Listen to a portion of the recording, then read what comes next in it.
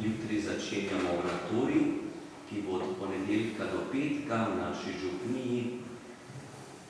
To tudi posebej oznanjam zato, ker vas povabim k molitvi v tem tednu, ko se bo srečevalo okoli 150 mladih in otrok, da bi res začutili tudi lepoto vere, saj bo letos osrednji lik, Blaženi Alojzij Grozde, slovenski mučenec, in prav pri tem mladem učencu lahko začutimo današnji evangelij, kako je Jezus vrgel ogenj na zemljo in meč poslal, ta napetost med vero in nevero.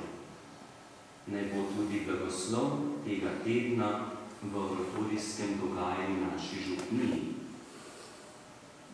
Prihodno nedeljo pa bo slovo od gospoda Gregorja Gorenca, duhovnega pomočnika, zahvala za to leto, ko je bil med nami.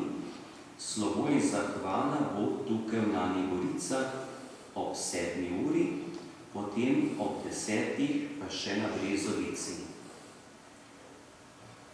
Darovi, ki bodo pri sveti maši, bodo namenjeni zanj kot naša zahvala.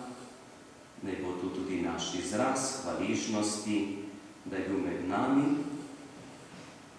Konec avgusta pa odhaja na novo pastoralno delo v župnijo Ljubljana Sveti Križ. Bolj običajno rečemo Žale, in res v tej župniji je kar veliko pogrebov, lahko bi rekli vsak dan eden. Je tak značaj te župnije, je tudi velika ljubljanska župnija. Prihodna nedelja je tudi žegnanje na Logu, Jernejeva nedelja, ko bo sveta maša ob 10. v cerkvici na Logu.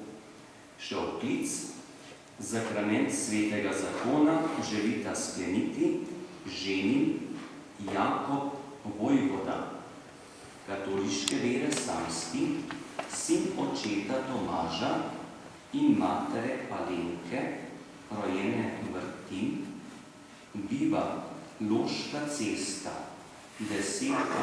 župnija Brezovica, nevesta Tina Krapeš, katoliške vere samska, hči očeta Pavla in matere Laure, rojene Perkavec, biva Hrvatinova ulica 7, župnija Ankara.